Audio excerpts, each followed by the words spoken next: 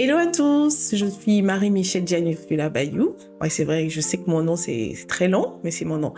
Après, pour la faire court, on peut dire Marie Ursula. Je suis là aujourd'hui, en fait, on va discuter un peu d'un sujet qui fait partie intégrante de nos vies, même si souvent on se rend pas compte, mais c'est réel en fait. Et tu le fais aussi, tu fais du marketing sans le savoir souvent, tu vends des produits, des services, des concepts, des projets aux gens sans t'en rendre compte. Tu parles de ça, tu emmènes les gens à aimer certaines choses, mais tu sais pas en fait que tu es en train de marketer en fait le sujet, le projet, le produit, le service, etc.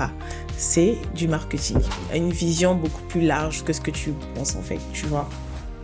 Alors donc, tu l'as deviné, le sujet du jour, c'est le marketing et on va dire plus principalement le branding. Le branding, il y a un sens un peu plus large parce que c'est pas que, en français on va dire, c'est pas que en fait la marque, tu vois.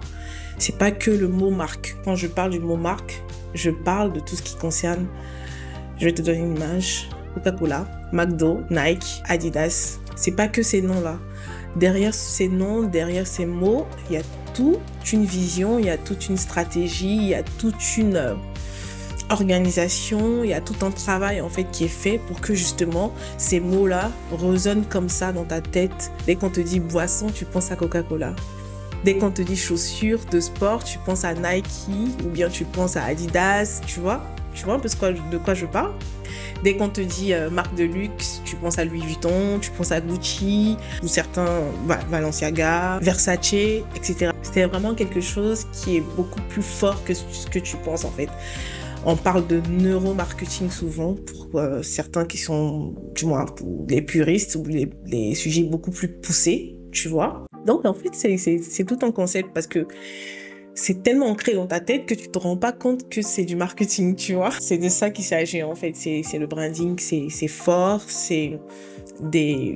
devient même comme des valeurs aujourd'hui parce que ce que tu portes, ce que tu manges, où tu vas, voilà, ça impacte ton lifestyle. Donc ça te rapporte, ça te ramène en fait à toute une identité en fait, tu vois.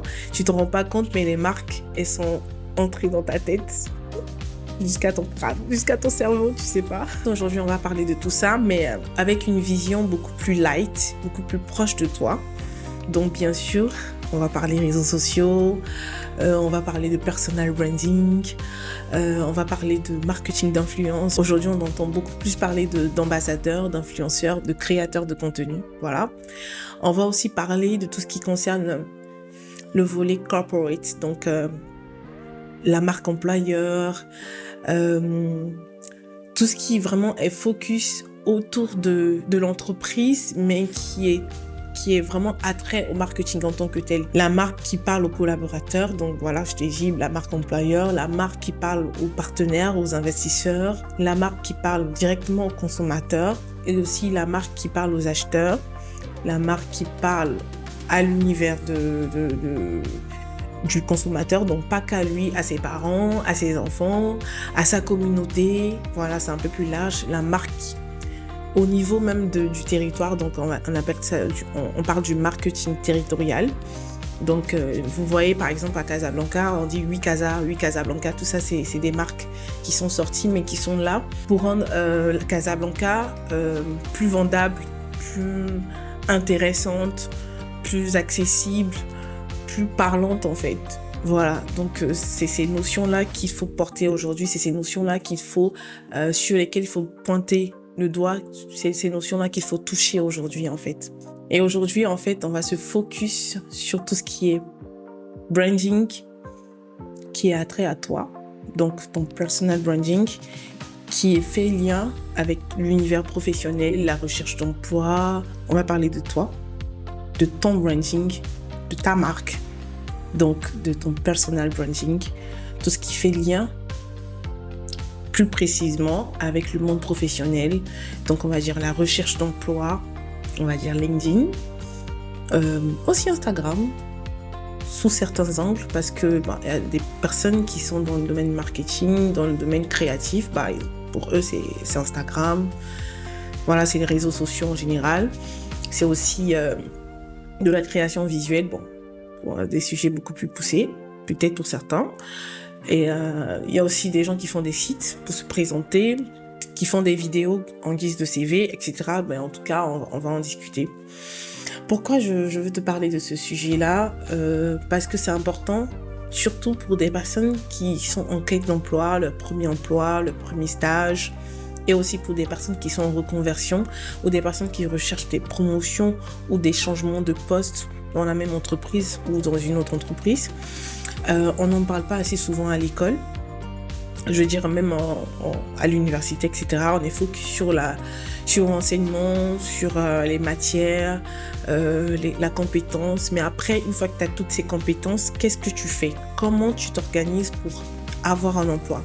Tu vois, puisque tu pars sur une base où tu n'as pas d'expérience.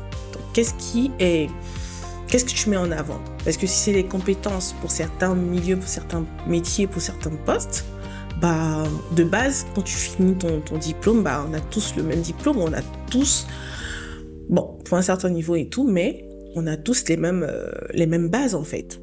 Donc, qu'est-ce qui, toi, te démarque? Qu'est-ce qui te met en avant plus que l'autre? À part tout ce qui concerne les langues, à part tout ce qui concerne tes projets perso-pro, je les appelle projets perso-pro parce que c'est en même temps personnel et ça a trait, en fait, à ta vie professionnelle. Par exemple, ceux qui créent des sites, tout ce domaine-là, ceux qui développent des applications pour qui le veut par hobby et tout. Mais ça peut être plus loin dans l'événementiel, par exemple, ceux qui créent des événements dans le milieu estudiantin ou social, associatif, etc. Ce sont des projets qui sont perso-pro. Donc, tu vois un peu de quoi je parle.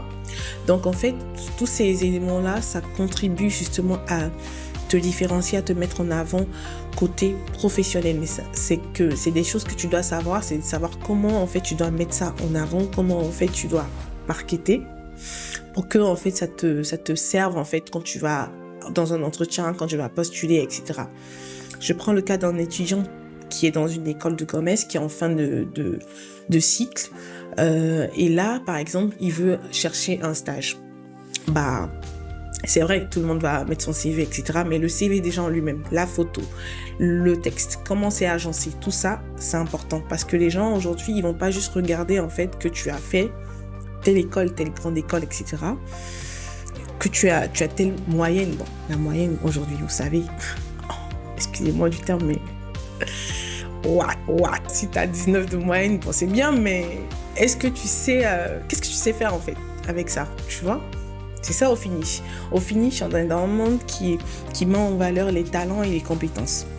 Au finish, on est encore plus dans un monde qui met en valeur comment tu présentes tes compétences et tes talents. Tu vois? Parce que pour quelqu'un qui sait développer des applications, bah, c'est bien. Mais pour un autre qui sait développer des applications et qui a la capacité de les présenter d'une manière beaucoup plus créative, bah, ça fait la différence. Je sais pas si tu vois où je veux en venir. C'est de ça qu'il s'agit, en fait. Comment tu marketes tes compétences, comment tu marketes tes talents, comment tu te marketes ton profil. C'est de ça qu'il s'agit. C'est pourquoi aujourd'hui on a LinkedIn et tout autre site. C'est pas pour faire de la pub, bien sûr, mais bah, c'est le réseau en ce moment, donc voilà. Et tout autre site, en fait, qui propulse, même YouTube.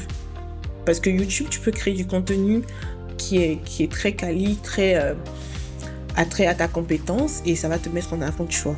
Donc, on a ce genre de plateforme de site qui te permet en fait de mettre en avant tout ça, de mettre en avant ton histoire, de parler de toi d'une manière beaucoup plus perso-pro, mais beaucoup plus intéressante, beaucoup plus éloquente, beaucoup plus...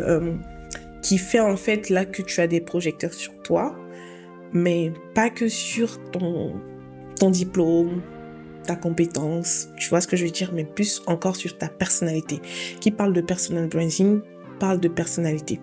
Il faut que tu arrives à te dire que c'est vrai que tu es compétent, mais ta compétence à elle seule, tu vois ce que je veux dire, ça suffit pas. Il faut que tu te dises que tu dois être capable d'allier ta personnalité à ta compétence. Donc, tu dois faire un travail personnel côté compétences, école, études, etc. Et côté développement personnel, ta créativité, tes passions, tes hobbies, tes projets, etc. Et allier les deux. Et là, ton profil se définit, ton profil s'exprime. Tu vois ce que je veux dire? Voilà, c'est là où en fait où il faut y aller. Donc, faut pas rester dans le basique, faut pas rester dans les choses qui sont déjà vues, etc. Mais apprends à sortir de l'ordinaire. Aujourd'hui, quand tu vas sur LinkedIn, tu vois des personnes qui font des vidéos pour se présenter en guise de CV. Dans le monde de la com, en fait, dans le monde créatif, bah, ça passe, quoi. Ça passe bien, même si pas parce qu'ils ont fait un contenu très, très, très quali, mais juste l'idée de faire la vidéo, bah, ça passe, quoi. Tu vois, par rapport à juste avoir le papier. Aujourd'hui, tu as quelqu'un qui a un blog, bah, même si c'est pour parler des maths, bah, ça passe. Tu vois ce que je veux dire? Qui a un portfolio, etc. pour quelqu'un qui... Je suis très marketing parce que bah, c'est mon domaine. Sinon, si on veut parler de d'autres métiers, je suis très tech aussi, je vais beaucoup parler de ce qui est développement web, etc. Mais si tu veux parler d'un ingénieur en BTP, par exemple, ça c'est un autre domaine, ou d'une architecte, un architecte, bah, viens avec un portfolio. C'est vrai que t'as pas encore eu la chance ou l'opportunité de travailler en entreprise, mais déjà, tu peux commencer à imaginer des projets, des plans pour les architectes. Le conseil que je te donne, c'est vraiment, va sur LinkedIn, tu crées ta page, tu optimises ton profil, donc photo pro, idéalement.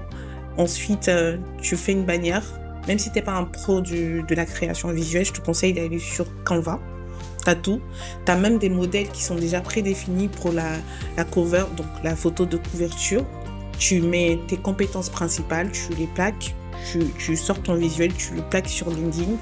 Ensuite, tu fais ta bio. Donc ta bio, c'est quoi? C'est genre une brève description de ton profil, de ce que tu sais faire, de ce que tu fais, voilà, en fonction en fait de ce que tu veux mettre en avant. Je te conseille tes principales compétences, tu te présentes brièvement et tu donnes tes domaines de compétences. Ensuite, tu fais ton titre. Alors, si tu es un étudiant ou bien un professionnel, t'es pas obligé pour un étudiant de mettre en fait étudiant non. Tu peux juste mettre ton domaine, par exemple, développeur web ou chef de projet digital ou chef de projet BTP. À toi de voir, mais tu mets un titre en fonction de ton domaine, consultant en, etc. Tu vois, ou tu mets marketing, development, web development, UX designer, etc., etc. Comme ça, on sait déjà de quoi... quelles sont tes principales compétences? Tu peux mettre 2, 3, 4, ça dépend de toi, c'est à toi de voir. Mais fais un focus sur ce que tu veux mettre le plus en avant dans ton titre. Ensuite, tu étales toutes tes expériences. Si tu veux, tu n'es pas obligé d'aller dans le détail, c'est-à-dire que tu n'es pas obligé de dire toutes les missions que tu as fait, mais tu mets tes expériences antérieures comme celle qui est récente et tu fais un premier post. Tu mets aussi tes compétences, tu essaies de lister au max tes compétences. Tu fais un premier post qui dit comme quoi je suis sur LinkedIn. Tu te présentes de telle sorte à ce que ton public ou les gens qui sont sur LinkedIn sachent que c'était la première fois. Ça donne beaucoup de poids parce que les gens ils vont te soutenir, vont te dire ah bienvenue, etc. Tu vois. Et dans ce post-là, tu dis succinctement ce sur quoi les principaux thèmes de ce que tu veux créer, de ce que tu veux mettre en avant par rapport à ton profil sur LinkedIn. Une fois que tu as fait ça, je te conseille de faire en fait au moins idéalement un post par semaine ou 2 posts par semaine, mais t'es pas obligé de partir sur une création pure. Création pure, c'est quoi? C'est-à-dire toi-même, tu veux parler d'un sujet et tu fais de A à Z. Ça peut être du storytelling, ça peut être des anecdotes, ça peut être un sujet qui parle en fait de ton domaine, mais soit sur quelque chose qui est déjà d'actualité, soit sur quelque chose que tu as déjà vécu, soit sur quelque chose que tu veux partager. T'es pas obligé de faire de longs posts, ça peut être 4 lignes, 5 lignes, 2 lignes, pas grave, tu fais des photos professionnelles en amont et t'as au moins un contenu pour 2-3 mois, tu vois, tu commences sur cette base-là et après par derrière, je te conseille aussi de faire un portfolio et de designer ton CV, ce qui est important, en fonction de ton domaine. Et là, quand tu vas commencer à postuler, tu auras déjà un historique sur LinkedIn, tu auras déjà peut-être établi des connexions, des relations, parce que c'est important aussi d'aller connecter avec des gens. Bonjour, ça va, je suis tel, je suis dans tel domaine. Je suis contente, je suis ravie de te connaître, etc. J'espère que nous aurons l'occasion d'échanger sur LinkedIn sur des sujets intéressants. Donc, tu vois, tu te mets sur ça. Je donne ça pour le début. On aura le temps de parler un peu plus en détail de la création de contenu sur LinkedIn, c'est-à-dire côté professionnel par rapport à ton domaine ou ta carrière professionnelle. Si tu es entrepreneur, c'est le même principe. Et là, l'avantage, c'est que tu as un service, tu as un produit sur lequel tu peux parler.